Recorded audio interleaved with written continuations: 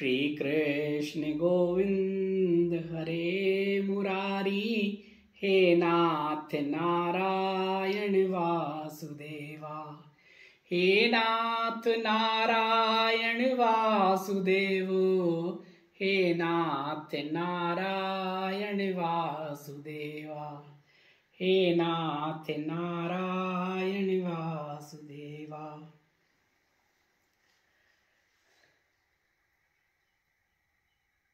हरि ओम प्रभु जी।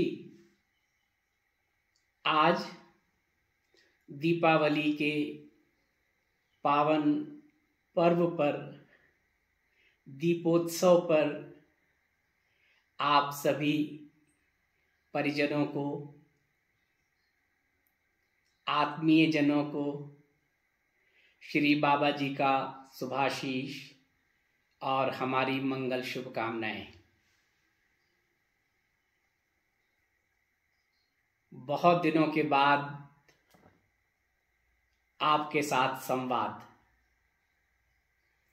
और ये हमारा सौभाग्य है कि इस बार की दीपावली हम राजस्थान के माउंट आबू में ब्रह्म कुमारी ईश्वरीय विश्वविद्यालय के केंद्र शांतिवन में मना रहे हैं आपके साथ।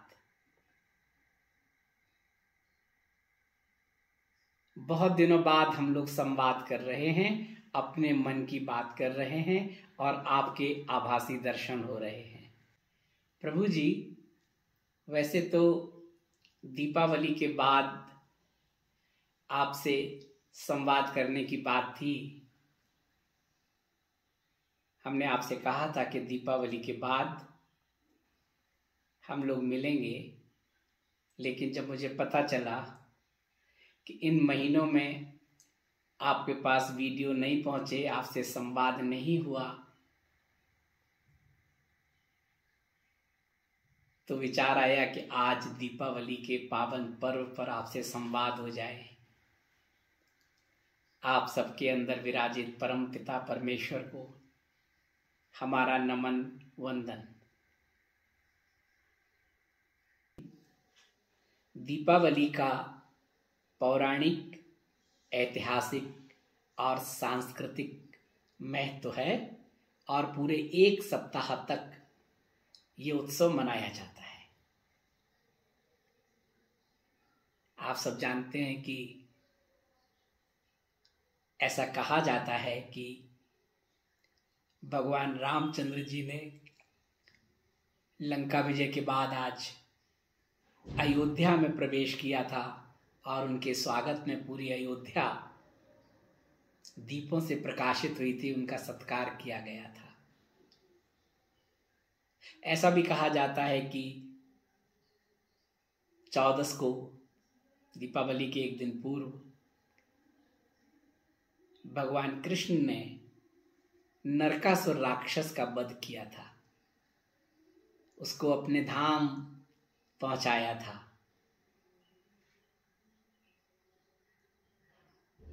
और नरकासुर ने अपने महल में 16,000 रानियों को बंधक बना के रखा था। तो श्री कृष्ण ने उनका उद्धार किया, उनको रिहा किया। उन्होंने कहा, हम कहाँ जाएं, हमारा कोई नहीं है, हमें कौन अपनाएगा, अब हमारे जीने का कोई उद्देश्य नहीं है। तो भगवान ने उन सब को अपना लिया और कहा कि हम हैं, उनका मार्ग प्रशस्त किया और वो 16,000 रानियों का उद्धार हुआ। और भी बहुत सारी कहानियां हैं। महावीर जी का निर्वाण दिवस दीपावली,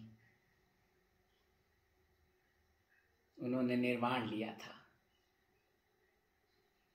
और भी बहुत से हैं। भगवान बुद्ध को बोध होने के बाद जब वो पहली बार अपने लोगों के बीच में गए तो उत्सव मनाया गया, दीप जलाए गए और वो दीपावली का ही दिन था, ऐसा माना जाता है। ये भी है कि विक्रमादित्य को आज के दिन सिंहासन मिला, वो गद्दी पर बैठे आज के दिन। अलग अलग तरह के अलग अलग लोगों को के पास कारण है दीपावली को मनाने का। और आज हम जहां बैठकर आपसे संवाद कर रहे हैं, ब्रह्म कुमारी ईश्वरी विश्वविद्यालय के संस्थापक दादा लेखराज जी, जिन्हें ब्रह्मा बाबा कहते हैं, उन्होंने आज के दिन ही लोगों को संगठित कर ओम मंडली की शुरुआत की थी। ये जो यज्ञ है, जो ज्ञान यज्ञ है, योग यज्ञ है, उसकी शुरुआत आज के दिन ही की थी। इसलिए यहाँ पर इस दीपावली को विशेष उत्सव के रूप में मनाते हैं। जब हमने दादी जानकी के बारे में आपको बताया था, आप देखेंगे प्लेलिस्ट में जाके, दादी जानकी ईश्वरी विश्वविद्यालय की 104 वर्ष पर उनका शरीर पूरा हुआ था, तब हमने कुछ आपको बताया था और हमने आपसे कहा था कि आने वाले समय में कभी हम दादा लेखराज जी के बारे में, ब्रह्मा बाबा के बारे में और शिव बाबा, क्या संबंध है इस सब का और क्या है राजयोग और कैसे देश और दुनिया भर में ये आध्यात्मिक प्रकाश फैला रहा है, इसके बारे में आपको बताएंगे।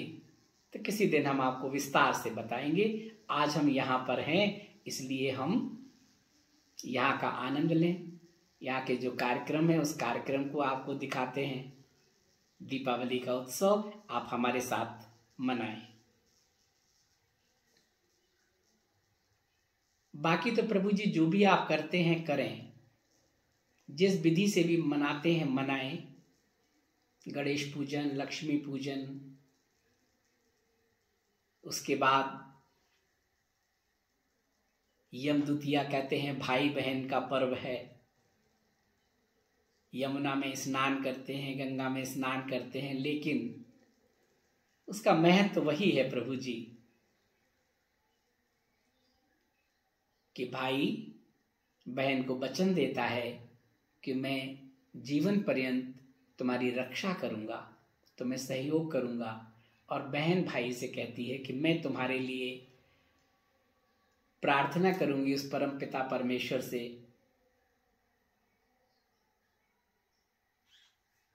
तो ये केवल एक बहन भाई का एक दूसरे को राखी बांधने का या साथ नहाने का या धागा बांधने का संबंध नहीं है, बल्कि सभी बहनों का, सभी भाइयों का संबंध है कि हम जब भी किसी भी बहन को विपदा में देखें, परेशानी में देखें, तो हम उसकी जो मदद कर सकते हैं, जो सहयोग कर सकते हैं, उसके साथ वो करें।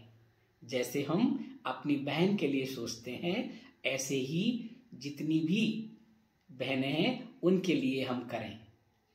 और बहन भी जो भी उनके सहयोगी हैं, उनके भाई हैं, उनके आसपास हैं, उनके लिए प्रार्थना करें। तो ये पूरी समग्र उस रूप में इस यम द्वितीया को हम देखते हैं। फिर भाई दूज होता है, वही भाई दूज का भी। तो प्रभु जी हम अपने अपने तरीके से इस उत्सव को मनाते हैं, लेकिन आज के दिन आप जो भी करते हैं करें। लेकिन अगर आपको समय मिले तो जैसे कि आप हमेशा कहते हैं, 45 मिनट के लिए एकाग्र होके बैठ जाएं और भूल जाएं कि आप ये शरीर हैं, आप आत्मस्वरूप हैं। और उस परम पिता परमेश्वर का जो पावर हाउस है उससे कनेक्ट होने की कोशिश करें। हम वह चेतना में जीते हैं। ये सारे कर्म कांड और जो भी कुछ करते हैं ये वह चेतना के अंतर्गत करते हैं और हमारी कर्मेंद्रियां सक्रिय होती हैं। लेकिन हमें आंतरिक चेतना में जीना है। आने वाले समय में हमें अपने आप को जानना है, मैं कौन हूँ, कहाँ से आया हूँ, कहाँ मुझे जाना है। और ये कर्मेंद्रियां, ये इंद्रियां, ये जो भी कुछ है, इन्हें कौन चला रहा है, कैसे चला रहा है। तब आप जब बैठेंगे एकांत में तो आप उस अपने अंदर की उस ज्योति को, उस प्रकाश की किरण को महसूस करेंगे और आप देखेंगे कि आपका ये पूरा शरीर उसी से रोशन हो रहा है, उसी सूक्ष्म से संचालित हो रहा है और उसका कनेक्शन उस पावर हाउस से है। हमने आपको कई बार वीडियो में बताया है। आज हम एकाग्र होके 45 मिनट बैठें, साक्षी भाव में बैठें, अपने अंदर की उस रोशनी को, उस दिए को प्रकाशित करें। आज के दिन मिट्टी के दिए की पूजा करते हैं ना, ये शरीर भी तो मिट्टी का है, ये दिया ही है। इसमें जो ज्योति है वो हमारे अंदर है, आत्मस्वरूप है, उसको जानना है। तो साक्षी भाव से अपने आप को यहां स्थिर कर लें और देखें, अपनी अंतर चेतना में जाने का प्रयास करें। मौन 45 मिनट ध्यान करें। अपने आप को जानें। परमपिता परमेश्वर से प्रार्थना करें कि आपके अंदर जो ज्योति किरण है प्रकाशित हो, आपके शरीर का रोम रोम उससे प्रकाशित हो, सेल सेल उससे प्रकाशित हो और वो आभा मंडल में आपके जब विकिरण करने लगेगी तो आप अपने आप को जान लेंगे। फिर आप लोगों को प्रकाशित करने लगेंगे, आपके आभा मंडल की थिकनेस बढ़ जाएगी, आप आनंद में जीने लगेंगे। जब आप आंतरिक चेतना में जीने लगते हैं, उस आनंद के परम सागर में जीने लगते हैं, तो फिर जहाँ भी होते हैं, जिनके साथ भी होते हैं, उनको स्वतः ही आनंद मिलता है आपके आभा मंडल के विकिरण के कारण। वो जो किरण जो हमारे अंदर है वो हमारे आभा मंडल से आबद्ध हो जाती है, ध्यान की प्रक्रिया से, योग की प्रक्रिया से। इसलिए हम आपसे हमेशा कहते हैं 24 घंटे सुबह और 24 घंटे शाम आप कुछ करें ना करें, बस शांत होकर बैठ जाएं। साक्षी भाव से आप जो भी हों अपने आप को केंद्रित कर लें भ्रकुटी के मध्य में और अपने अंदर कैसे जाएं इस पर ज्यादा जोर देने की जरूरत नहीं है। भूल जाएं कि आप ये शरीर हैं, आप तो ज्योति स्वरूप हैं। उस प्रकाश को महसूस करें। आप ध्यान करना नहीं होता है, हमने तो कई बार आपको बताया है कि ध्यान तो घटता है। बस बैठ जाइए, अपनी गहरी सांसों को लेने का अभ्यास कीजिए और गहरी सांसों में लेते लेते उस रोशनी को देखने की कोशिश करें। अब थोड़ी देर में आप अपनी प्रकृति के मध्य उस रोशनी के दर्शन कर सकेंगे, एकाग्र होते ही, ये भूलते ही कि हम ये शरीर हैं। सारी कर्मेंद्रियां शांत हो जाएंगी, स्थिर हो जाएंगी और स्थिर होते ही आप भी अपने स्वयं में स्थित हो जाएंगे। ऐसा है प्रभु जी। तो ये दीपावली का उत्सव ऐतिहासिक, पौराणिक और सांस्कृतिक जो भी कारण हो, कोई भी उत्सव मनाने के लिए, त्योहार मनाने के लिए कोई ना कोई कारण होते हैं, लेकिन उद्देश्य वही होता है, आनंद में रहना और लोगों के साथ आनंद बांटना। ऐसा है प्रभु जी। तो आज तो हमारा संवाद का उद्देश्य यही था कि बहुत दिनों के बाद आपके साथ संवाद हो रहा है। गंगोत्री में भी हमने आपसे कहा था, लेकिन प्रभु जी अभी कुछ ऐसे संकेत मिल रहे हैं। हमने आपसे पहले भी कहा था कि अब हमें किसी एक स्थान पर बैठना है और अब वो समय आ गया है। अब हम बाबा जी व्यवस्था करेंगे गंगा किनारे या यमुना किनारे कहीं एक स्थान पर बैठेंगे और आपको बताएंगे कि वो स्थान कहाँ है। एक नया नंबर लेंगे, संपर्क सूत्र, वो संपर्क सूत्र भी आपको देंगे और एक निश्चित समय करेंगे कि जो प्रारब्ध का लेन देन जिनके साथ शेष है उनके साथ संवाद भी हो और मुलाकात भी हो। ऐसा कुछ बहुत जल्दी हम लोग तय कर लेंगे। आप लोग सहयोग बनाए रखा। सच पूछिए तो इन दिनों में हमने मेल भी नहीं पढ़े आपके और संपर्क सूत्र में भी बहुत कम संवाद रखा। गंगोत्री क्षेत्र में रहे, गंगोरी में रहे तो लोग आते जाते रहे, मिलते रहे। वृंदावन आए, वहां भी लोगों से मिलना हुआ और अभी हम आबू आ गए। इसके पहले 2 महीने शायद 3 महीने नॉर्थ ईस्ट में रहे, आपको बताया था। तो वहाँ जो भी वीडियो बने थे, जो भी संवाद हुआ था, अब वो धीरे धीरे पुराने वीडियो जो हमने आपसे कहा था कि दिवाली तक आपको मिलते रहेंगे, कोशिश करेंगे कि आने वाले समय में आप तक पहुँचे। वैसे 15 नवंबर के बाद हम लोगों को मिलना था, लेकिन आज दीपावली है, पावन पर्व है, श्री बाबा जी का शुभाशीष आप तक पहुँचे। आप अपने अंदर उस ज्योति स्वरूप को जान सकें, पहचान सकें, उनके दर्शन कर सकें।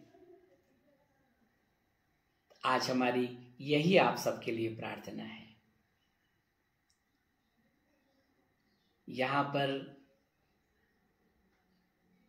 कई वर्षों से हम आते रहे हैं। माउंट आबू, माउंट और आबू, ये जहाँ हम शांतिवन में हैं ये आबू है, ऊपर पर्वत श्रृंखला है, माउंट कहते हैं यहाँ पर। तो यहाँ शांतिवन है और ऊपर यहाँ से लगभग 20 किलोमीटर दूर हिल स्टेशन भी है राजस्थान का। वहाँ पर ज्ञान सरोवर है, पांडव भवन है। उस पांडव भवन में जहाँ पर दादा लेखराज जी यहाँ आए थे और उन्होंने इस स्थान पर तप किया, लोगों को जोड़ा और देश ही नहीं आज दुनिया भर में वो प्रकाशित हो रहा है। माउंट आबू तपोभूमि है। यहाँ के 50 किलोमीटर का जो एरिया है वहाँ ऊर्ध्वगामी ऊर्जा है, यानी यहाँ पर सदियों पहले ऋषि मुनियों ने तप किया था।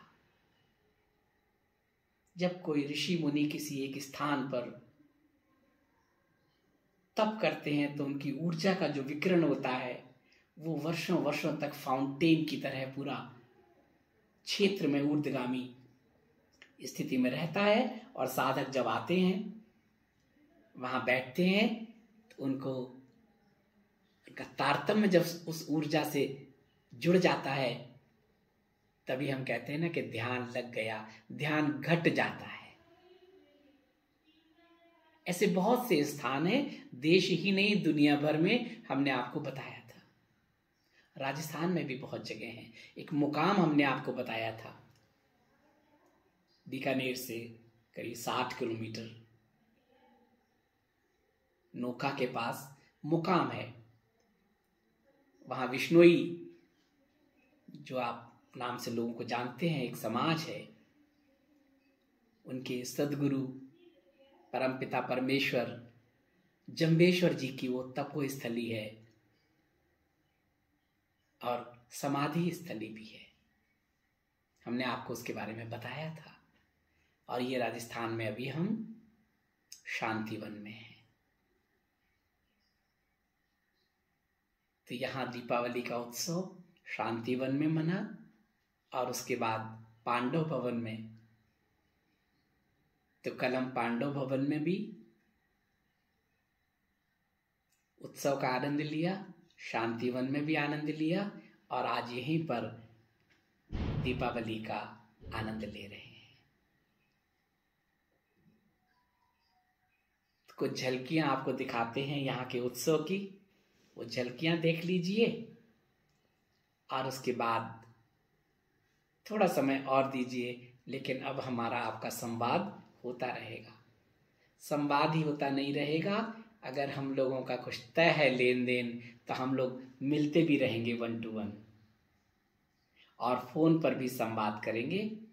एक नया नंबर हम ले रहे हैं, उसमें व्हाट्सएप भी होगा, आपको नंबर देंगे और हम लोग संवाद भी करेंगे। पांडव भवन में वहां भी दीपावली का उत्सव हुआ, उसका आनंद लीजिए। ये है पांडव भवन का यूनिवर्सल पीस हॉल। यहाँ आयोजन होते हैं, आध्यात्मिक समागम होते हैं, और अभी चूंकि दीपोत्सव चल रहा है तो ये दीपावली के अवसर पर ये चारों तरफ आप प्रकाश, लाइटिंग और सब देख रहे हैं, कार्यक्रम चल रहा है। अभी आपको कार्यक्रम की भी झलक दिखाते हैं। तो ये है यूनिवर्सल पीस हॉल।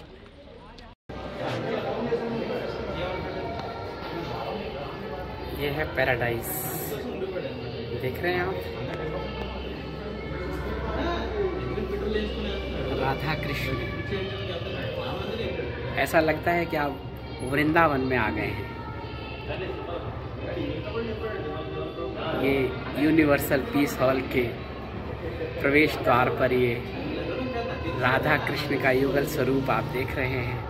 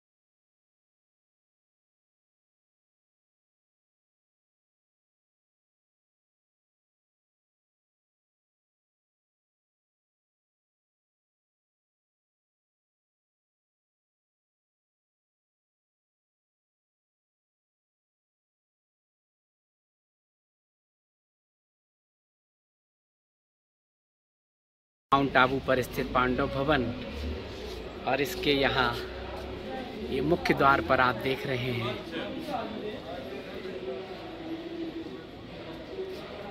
कृष्ण का यह अलौकिक स्वरूप।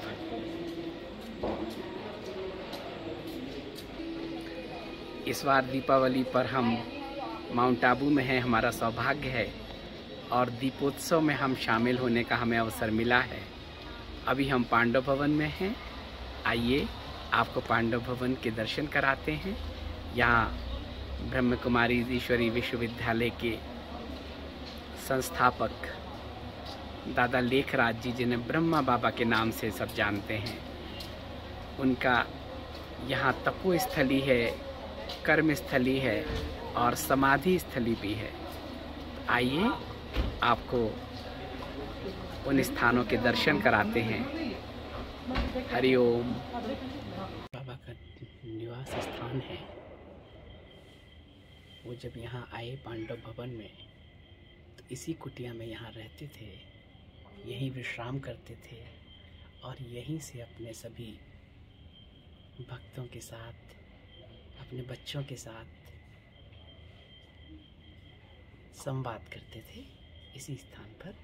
तो ये देखिए, ये उनका बेड है, ये वही कुटिया है और अभी इसको इसी तरह से यहाँ पे रखा हुआ है।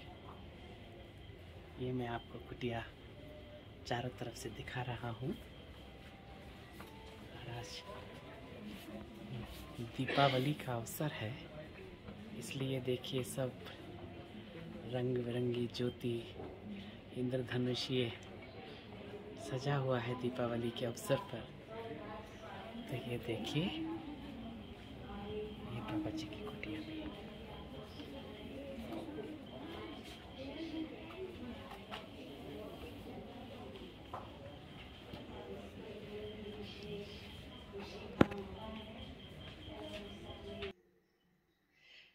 और ये पांडव भवन में ध्यान का कमरा है। यहाँ वो ध्यान करते थे, तप करते थे। आज भी उस ध्यान केंद्र में, इस कमरे में वही ऊर्ध्वगामी ऊर्जा है।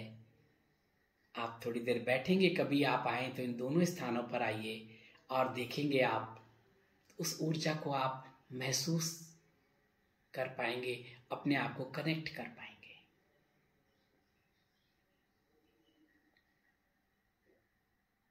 और ये है ब्रह्मा बाबा।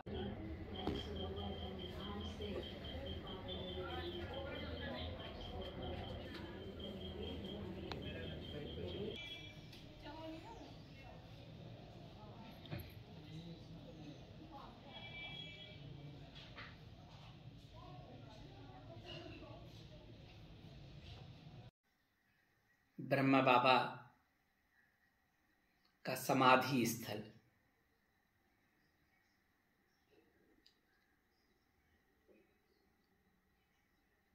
Piece tower. ये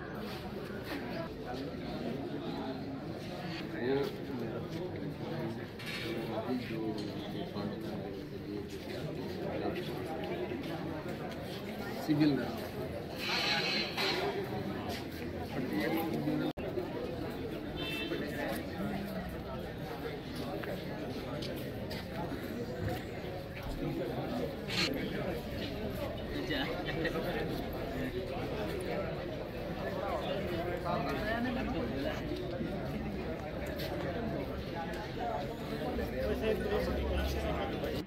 ब्रह्म कुमारी ईश्वरी विश्वविद्यालय के तीर्थ पांडव भवन में है।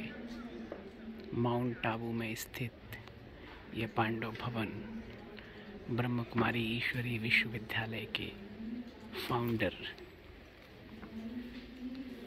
जिन्हें हम लेखराज दादाजी भी कहते हैं और ब्रह्मा बाबा के नाम से जानते हैं, उनकी ये समाधि स्थल है इस समय।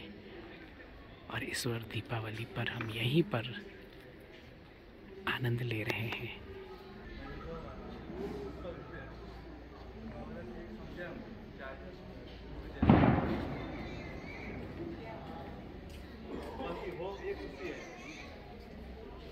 यहाँ पर जो यहाँ की हेड हैं, मुन्नी दीदी के नाम से उनको लोग जानते हैं, उनका जन्मदिन भी है। तो उनके जन्म उत्सव के साथ यहाँ यज्ञ की शुरुआत भी आज ही के दिन हुई थी। इस उत्सव का आनंद लीजिए और ये झलकियां देखिए। बाकी आज मेरा 73वां जन्म दिवस है। मुझे समझ में नहीं आता तो मैं 73 साल की कैसे हो गई। मैं तो आज भी अपने को वही 16 साल की मुन्नी समझती हूँ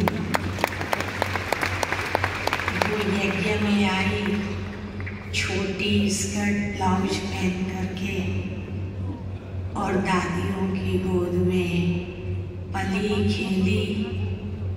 बहुत नाजों से पली, जितना लौकिक में नाजों से पली उतना अलौकिक में भी हमारी दादियों ने हमको बहुत नाजों से पाला।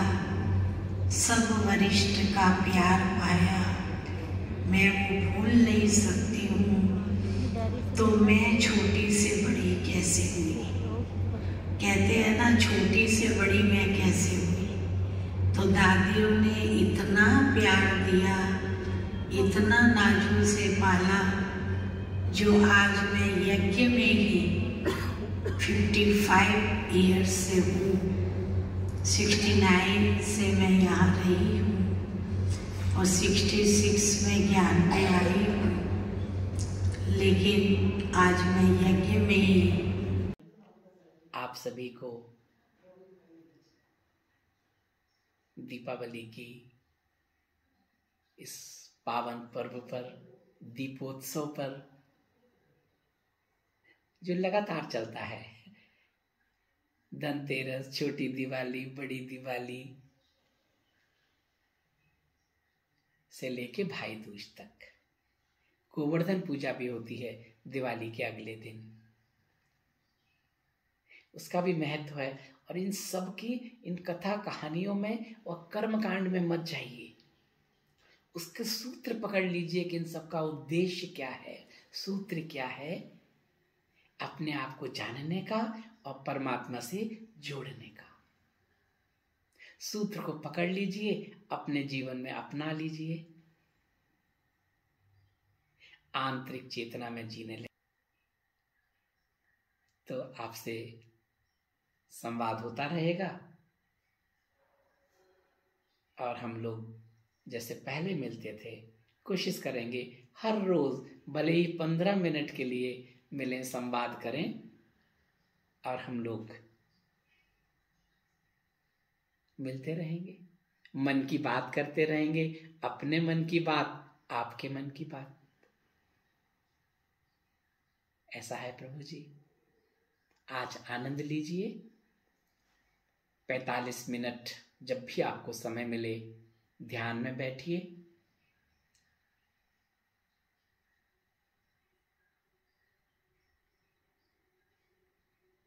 हरिओम, हरिओम प्रभु जी। एक बार फिर आपके सबके हृदय में विराजित उस परम पिता परमेश्वर को हमारा नमन, वंदन, शुभकामनाओं के साथ। हरिओम।